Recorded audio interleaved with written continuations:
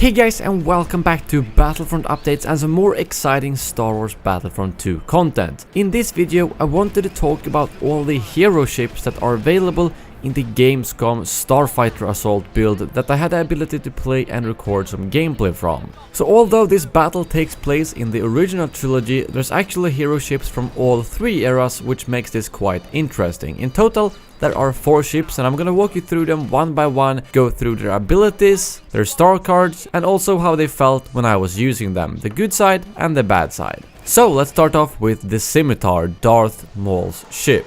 This is a fairly strong ship with a very cool and unique stealth drive ability. The primary weapon overheats very quickly but has a rapid fire, so it does require quite good accuracy, because if you do miss a few shots it's gonna be pretty hard to kill people, and personally I prefer the ones that has a lot slower overheat time, but the Scimitar has other things that helps out making it more effective. So the first ability of the Scimitar is the target lock. This basically locks onto target and adds a bonus damage, and it's also a harder lock than the one you usually get when you just shoot someone, meaning that if someone flies around the ship or completely goes out of your sight, you will still keep that target lock. So it basically means that whenever you lock someone, you will most likely be able to kill them unless you die first. And the second one is Stealth Drive, arguably one of the most interesting abilities for any ship in the game. When you use the Stealth Drive, you go invisible and you avoid lock-ons. And the interesting part is that you get a bonus damage when you come out of the stealth. So this basically means that you can go invisible and then fly around, find your target, and you shoot them down in a couple of seconds like a real rogue.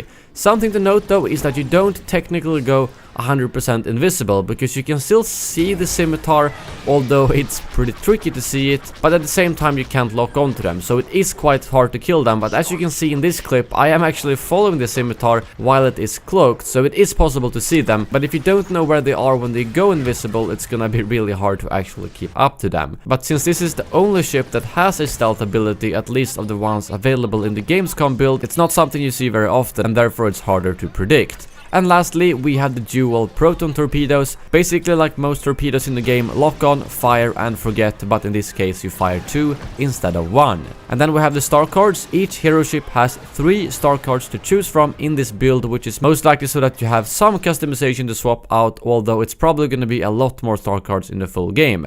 So the 3 ones you can pick for the Scimitar is the Deadly Ambusher, which further increases damage to shots for a short time after decloaking, basically increasing your stealth drive ability. And then you have the Tactical Jammer, which increases the time for enemy missiles to lock onto you. And lastly, the cooling systems, which reduce overheat cooldown. And personally, I think I prefer the Deadly Ambusher to make you kill people quicker, and the cooling systems since you do overheat very quickly. But I haven't had enough time with this ship to be able to say directly which one is the best. But over to the other ship that is available for the Empire, Slave 1. This is a very powerful ship that has, in my opinion, the coolest ability in the game, the Seismic Charge, but I will get back to that one in a bit. The ship can be quite tricky to maneuver due to the fact that it has a very different hitbox compared to many of the other ships, and at multiple times I ended up crashing when I tried to do very close quarters maneuvers, such as inside the actual shipyard and things like that. So you really gotta be careful when you're flying the Slave 1,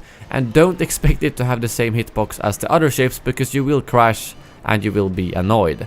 But over to the 3 abilities. First off, we have the ion cannons, which actually reduce your damage but also slow the enemies you hit by 50%, so it's a very good tool against enemies that are hard to hit. And then we have the Seismic Charge.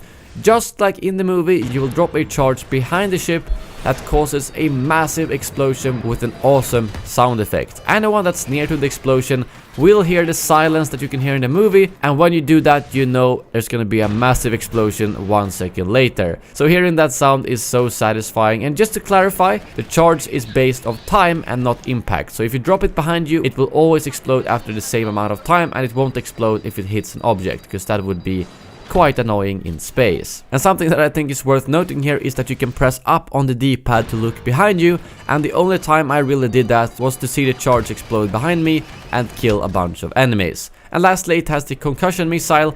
lock on, fire and forget, just like the other missiles, but it does have a concussion-ish effect on top of the normal damage that a proton torpedo has. But I'm not entirely sure if that effect is available in this build or not, but they told me that the concussion missile should have a little bit of a different effect compared to the proton torpedo.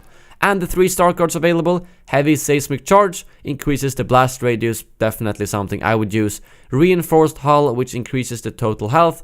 And then Reduce Overheat Cooldown, which kind of speaks for itself. Personally, I prefer the first 2 ones to make you tankier and to make your Seismic Charge even better. Because the Slave 1 doesn't overheat as quickly as the Scimitar, so I didn't think the overheat cooldown was necessary. And then over to the Rebel ships. First off, we have Black 1, Poe Dameron's Black X-Wing.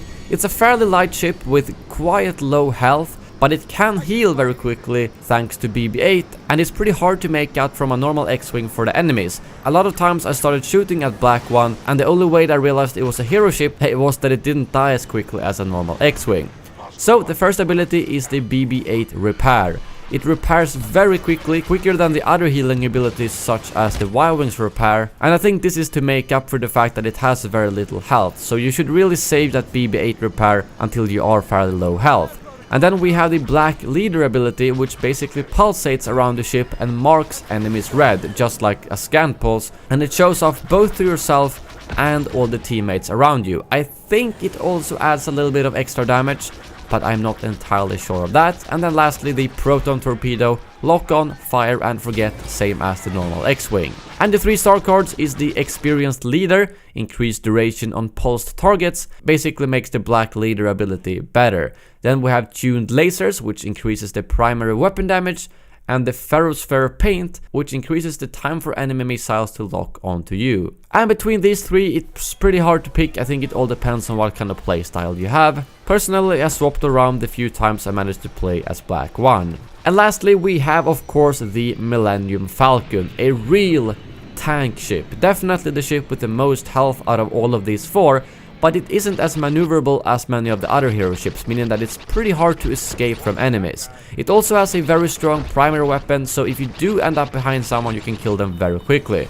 But due to the fact that it has no healing ability, it's hard to get your health up since you need to be out of combat for a while. And when you are the Millennium Falcon, everyone spots you very easily, and you always have a bunch of ships flying after you and trying to shoot you down, and you don't really have any counter for that, so it's extremely helpful to have teammates around you that can kill people that are following you, because if you don't have that, it's not much you can do. Even if you try to do hard maneuvers or fly around corners, they will most likely be after you and keep shooting you until you are dead. So the Falcon is heavily reliant on teammates, and the goal is of course to be a tank to distract all the enemies, but it doesn't last for long if no one helps you out. So the first ability is the Afterburner, a basic speed boost same as some of the normal ships.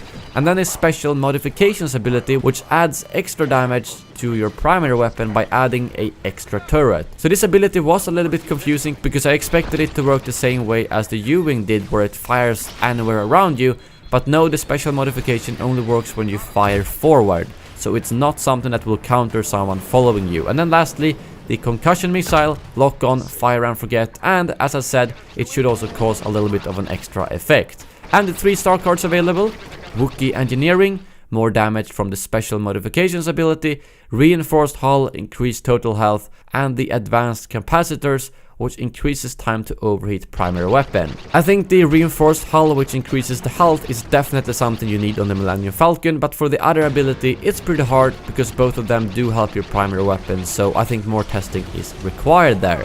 But those are all the 4 hero ships available in the Battlefront 2 Gamescom build at the Fondor shipyards. And personally, they were all really fun to use. My favorite is probably Slave 1, simply because of the seismic charge, but I picked all 4 of them and I never felt like any of them were useless. Black 1 does have less health than the other ones, but since it does look like an X-Wing, it doesn't have as big target painted on its back, so it was actually the ship I performed the best with, although it doesn't have as much health. But I hope you guys enjoyed this video. If you're new to the channel, make sure to subscribe for all the Battlefront 2 coverage you could possibly need. I have a bunch of other Starfighter Assault videos with pure gameplay, showcasing the game mode, showcasing other ships and so on, so make sure to check those out if you haven't already. Thank you very much for watching, and as always, may the Force be with you.